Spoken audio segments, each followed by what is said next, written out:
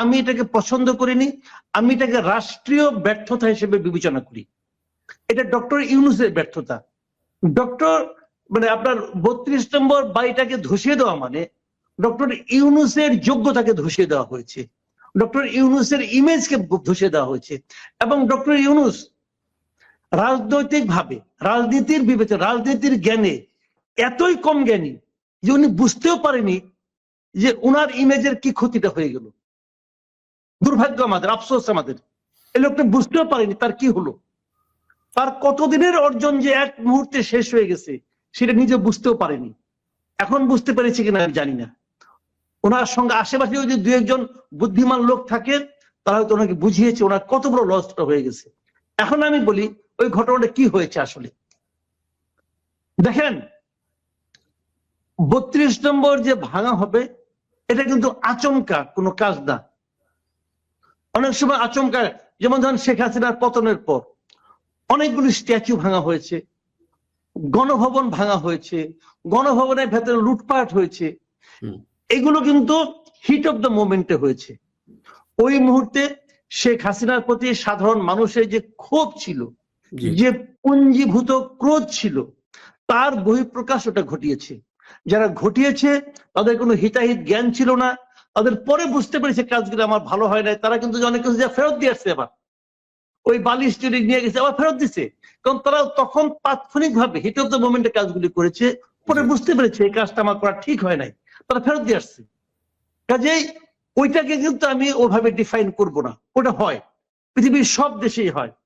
আসাদ চলে যাওয়ার পরে সিরিয়াতে আসাদের বাবার মূর্তি ভাঙা হয় নাই, হয়েছে, কোনো সমস্যা নাই, হিট অফ দ্য মোমেন্টে হয়েছে। এবং তারপরও অপরাধীদেরকে ধরে ধরে রাষ্ট্রীয়ভাবে সরকারিভাবে তাদের বিচার করা হতে পারে, ওটা নিয়েও আমার কোনো আপত্তি নাই। কিন্তু আমার প্রশ্ন হলো যে ঘটনা ঘটে যাওয়ার 5 মাস পরে এসে আপনি ঘোষণা দিয়েছেন, কে ঘোষণা দিয়েছে? দুটা পক্ষ ঘোষণা দিয়েছে। একটা হলো ফ্রান্সে বসে এক লোক ঘোষণা দিয়েছে, ফ্রান্সে বসে এক লোক ঘোষণা দিয়েছে যে এটাকে তোমরা ভেঙে ফেলো। এবং তার এই দেশীয় কিছু মুরিদ, সেই মুরিদরা ঘোষণা দিয়েছে যে আজ রাত 9টার সময় আমরা ওখানে যাব, ভাঙতে যাব, বুলডোজার মিছিল হবে বলেছে। আচ্ছা আপনি আমাকে বলেন, বুলডোজারটা কি খুব অ্যাভেলেবল একটা যান? মানে মানুষের যেমন ঘরে ঘরে একটা করে মোটর বাইক থাকে, সবার ঘরে ঘরে কি একটা বুলডোজার থাকে? আপনি আমাকে এই কথা বলেন, সবার ঘরে ঘরে থাকে যে যার যার বাসার বাইক নিয়ে চলে আসো অথবা যার যার বাসার বুলডোজার নিয়ে চলে আসো? এটা কি এভাবে হয়? হয় না। তাহলে এটা কোত্থেকে আসছে? কে সাপ্লাই দিয়েছে বুলডোজারটা? এটা সাপ্লাই দিয়েছে সিটি কর্পোরেশন, যদ্দূর আমি শুনেছি। তো সিটি কর্পোরেশন সাপ্লাই দিল, এটা কোন আইনের বলে? কাকে সাপ্লাই দিল? আমার প্রশ্নটা যদি বুলডোজারটা নষ্ট হতো, ধ্বংসপ্রাপ্ত হতো, তারা কিভাবে মানে? আচ্ছা আমি বলি, শেষ করি আপনাকে। তারা যে ঘোষণাটা দিল, আমি যদি আজকে ঘোষণা দিই যে তোমরা সবাই চলো আমি বঙ্গভবন ভাঙবো, রাষ্ট্র আমাকে ভাঙতে দিবে? প্রথমে তারা কাজ করবে কি, চলোমলো না, মাসুদ কেবল বলছে ঘোষণা দিয়েছে ওরে আগে ধরো, কারণ এই ধরনের ঘোষণা দেওয়ার কোনো ইখতিয়ারই আমার নাই। আমি কালকে বললাম যে ডক্টর ইউনূসের যে বাসভবন যমুনা, ওখানে আমি কালকে একটা অ্যাটাক করব, আমাকে রাষ্ট্র তখন সঙ্গে সঙ্গে আমাকে গ্রেপ্তার করবে। তুমি তো বলতে পারো না। তো যে ছেলেটা এর ঘোষণা দিল এবং সে ফেসবুকে এসে এবং ভিডিও করে ঘোষণা দিল, তাকে রাষ্ট্র কিছু বলেছে? বলেনি। ওই দিনও কিছু বলেনি, এখন পর্যন্ত কিছু বলেনি। ব্যাপারগুলো আপনি খেয়াল করেন একটা পর একটা। তারপর সে আসলো নির্দ্বিধায় নির্বিঘ্নে, সে এবং তার অনুসারীরা সবাই মিলে আসলো, এসে এটা ভাঙলো। এর মধ্যে আবার ফ্রান্স থেকে বলা হলো যদি বুলডোজার বা হাতুড়ি বাটার যার যা আছে তাই নিয়ে আসলো। এসে সন্ধ্যার থেকে শুরু করলো। তারা বলছে যে হাসিনা উস্কানি দিয়েছে। হ্যাঁ, হাসিনা উস্কানি দিয়েছে, আমি একমত। হাসিনার ওই ভাষণ দেওয়াটা, ওই সময় ওইভাবে অনলাইনে আসাটা আমি মনে করি খুবই অন্যায় হয়েছে। ওটা করার মাধ্যমে শেখ হাসিনা সারা দেশে আওয়ামী লীগের সকল নেতাকর্মীকে আরো বেশি ঝুঁকির মুখে ফেলে দিয়েছে, আমি এটা মনে করি। তার কারণে মানুষের মধ্যে ক্রোধ হতে পারে, এটাও আমি মনে করি। কিন্তু আপনি তো ভাই ভাঙা শুরু করছেন হাসিনা ভাষণ দেওয়ারও 2 ঘন্টা আগে, কেন করলেন আপনি? আচ্ছা ভালো কথা, তারা নয় করছে, পুলিশ কি করলো, সরকার কি করলো? সরকার কি থামানোর চেষ্টা করেছে? থামানোর চেষ্টা করেছে? করেনি। তাহলে কেন করলো না?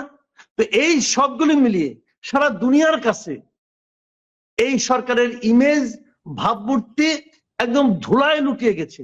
এবং সরকার প্রধানকে ডক্টর ইউনূস, ইউনূসকে সারা দেশের মানুষ, সারা পৃথিবীর মানুষ কি হিসেবে চিনে?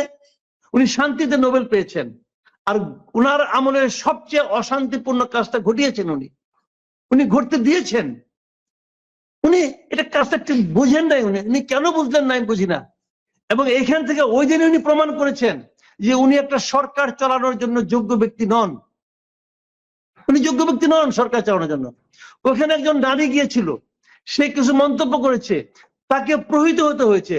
কারা তাকে প্রহিত করেছে? কতগুলো ধর্মান্ধ ব্যক্তি, যে লোকগুলি মাথায় টুপি, মুখে দাড়ি, তারা যে ইসলাম মানে। ইসলামে কি কোথাও আছে একটা পুরুষ লোক এভাবে একটা নারীকে হেনস্থা করতে পারে? আছে?